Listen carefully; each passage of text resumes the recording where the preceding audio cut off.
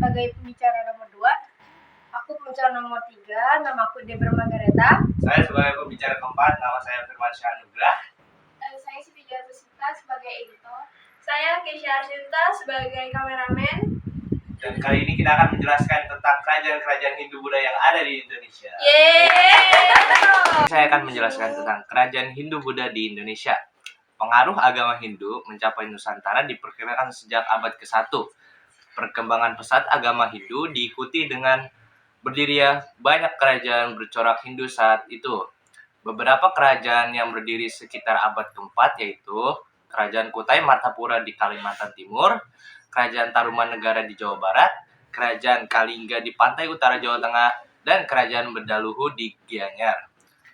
Di sisi lain, kerajaan Buddha pertama kali yang berkembang di Nusantara adalah Kerajaan Sriwijaya yang berdiri pada tahun 600 sampai 1377 Masehi.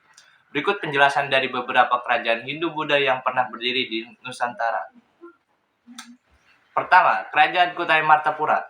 Kerajaan Hindu tertua di Nusantara adalah Kerajaan Martapura yang berlokasi di Kecamatan Muara Kaman yang berdiri sekitar 400 Masehi. Hal itu berdasarkan dari prasasti Yupa atau monumen batu bertulis yang ditemukan 2 tahap, yaitu pada tahun 1879 dan 1940. Temuan 7 buah Yupa menjadi awal pengungkapkan kerajaan Nusantara tertua, yaitu Kerajaan Martapura. Berikut ini adalah para penguasa dari Kerajaan Kutai Martapura. Ada Maharaja Kudungga Anumerta Demawarman, Maharaja Aswawarman, Maharaja Mulawarman, Maharaja Sri Aswawarman, Maharaja Marawijayarman, Maharaja Gajayanawarman, Maharaja Tunggawarman, Maharaja Jayanagawarman, Maharaja Nalasinggawarman, Maharaja Nalaparanatungga, Maharaja Gadinggawarman Dewa, Maharaja Indrawarman Dewa, Maharaja Sanggawarman Dewa, Maharaja Chandrawarman, Maharaja Prabu Mulatunggadewa. Selanjutnya yaitu Kerajaan Tarumanagara. Kerajaan Taruma merupakan sebuah kerajaan yang pernah berkuasa di wilayah barat Jawa pada abad ke-5 hingga abad ke-7 Masehi. Kata Tarumanagara berasal dari kata Taruma dan negara. Taruma berasal dari kata Tarum yang merupakan nama sungai di Jawa yaitu Citarum. Sedangkan negara artinya kerajaan atau negara. Salah satu prasasti yang dijadikan sumber sejarah keberadaan Kerajaan Tarumanagara adalah Prasasti Ciaruten yang ditemukan pada tahun 1863. Runtuhnya Kerajaan Tarumanagara diakibatkan oleh kekosongan kepemimpinan.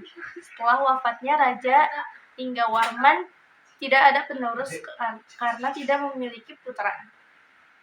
Adapun raja-raja yang pernah memerintah di Kerajaan Tarumanagara antara lain adalah Raja Jayasingawarman, Raja Dharmayawarman, Raja Purnawarman, Raja Wisnuwarman, Raja Indrawarman, Raja Andrawarman, Raja Suryawarman, Raja Kertawarman, Raja Sudawarman, Raja Hariwangsawarman, Raja Nagajayawarman, dan yang terakhir yaitu Raja Unggawarman.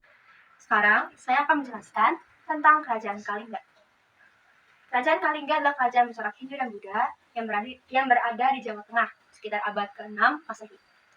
Kerajaan Kalingga memiliki sejumlah peninggalan sebagai berikut, yaitu yang pertama ada Prasasti Tukmas. Prasasti ini ditemukan di lereng barat Gunung Merapi yang berisi pesan mengenai hubungan dewa-dewa Hindu dengan manusia. Yang kedua ada Prasasti Sojomerto. Prasasti ini ditemukan di Desa Sojomerto, Jawa Tengah, dan bertuliskan silsilah keluarga Dapunta Shailendra sebagai tokoh pencetus Kerajaan Kalingga. Lalu yang ketiga ada Candi Angin. Candi Angin atau Angin terletak di Kecamatan Keling yang menurut sejarah pernah menjadi tempat penyembahan. Yang keempat ada juga Candi Bubrah. Candi ini berlokasi di Desa Tempur, Jepara, yang diduga menjadi pintu utama sebelum menuju Candi Argen. Nah, lalu yang terakhir ada situs Puncak Sorgo, Likur. Situs ini terletak di puncak tertinggi Gunung Muria di Jawa Tengah. Di sana ditemukan banyak arca. Penguasa kerajaan Kalingga. Yang pertama ada Prabu Wasumurti yang berkuasa pada tahun 594 sampai 605 Masehi. Yang kedua ada Prabu Wasugeni yang berkuasa pada tahun 605 sampai 632 Masehi. Yang ketiga ada Prabu Wasudewa yang berkuasa pada tahun 632 sampai 652 Masehi. Yang keempat ada Prabu Kiratasingha yang berkuasa pada tahun 632 sampai 648 Masehi. Dan yang kelima ada Prabu Wasukawi yang berkuasa pada tahun 652 Masehi. Kerajaan Singasari. Kerajaan Singasari atau Kerajaan Tumapel merupakan kerajaan bercorak Hindu-Buddha yang terdapat di Jawa Timur yang didirikan oleh Ken Arok pada tahun 1222. Berikut merupakan peninggalan Kerajaan Singasari. Pertama, ada Candi Singasari. Ditemukan pada tahun 1803 di tengah hutan jati.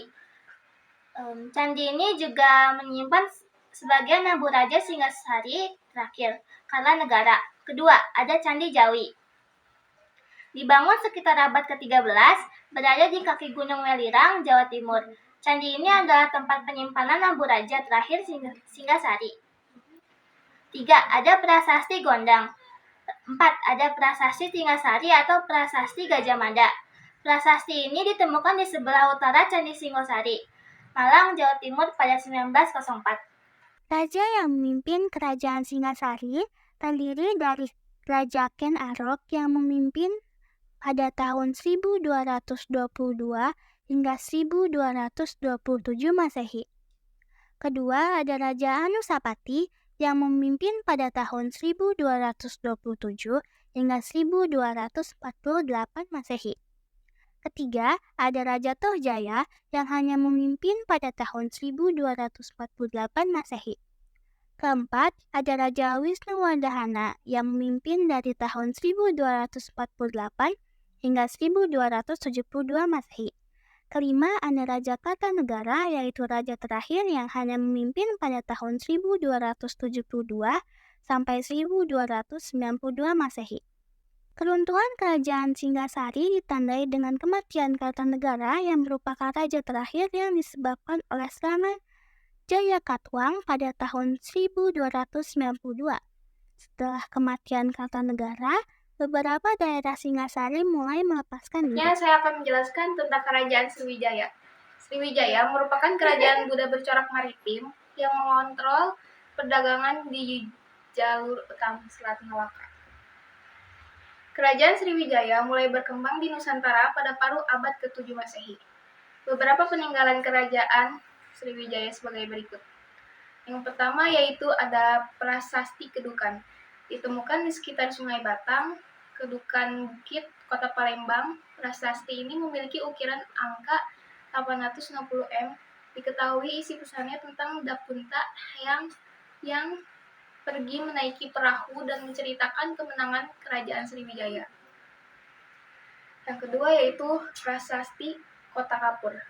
Prasasti ini ditemukan di Pulau Bangka, sebelah barat yang berisi kutukan terhadap orang yang berani melanggar perintah Raja Kerajaan Sriwijaya.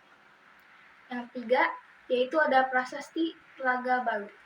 Prasasti ini ditemukan di kolam Telaga Biru, Kota Palembang yang berisikan tentang cerita kutukan terhadap orang jahat yang berada di wilayah Kerajaan Sriwijaya. Selanjutnya yaitu bagian para pemimpin Kerajaan Sriwijaya sebagai berikut. Dapuntahyang Sriwijaya Nasa, Indrawarman, Rudawikrama, Sangraman Hananjaya, Daranindra atau Rakai Panangkaram, Samarawira atau Rakai Warak, Damarsetu, Samaratungga, Balaputra Dewa, Sri Udayaditya Warman, Sri Uja atau Sri Udayadityan. Yang terakhir yaitu Sri Judamani Warmadewa, Suwarna Dwipa, Sri Marowijaya Tunggawarman, Sumatera Bumi, Sri Sanggrama Wijaya Tunggawarman, Sri Dewa, Dharmawira, Sri Maharaja Trailokya Raja Maulibusana Warmadewa. Sayangnya, selepas masa kekuasaan Raja Sri Marowijaya, kekuatan Sriwijaya perlahan mulai melemah dan akhirnya runtuh. Sebab raja-raja yang memimpin setelah Marowijaya disibukkan dengan peperangan melawan Jawa pada 1902 Masehi dan 1016 Masehi. Pada akhirnya, kerajaan Sriwijaya benar-benar runtuh di abad ke-14. Kala itu, Sriwijaya mendapat serangan dari kerajaan Majapahit yang berpusat di Jawa. Jungle.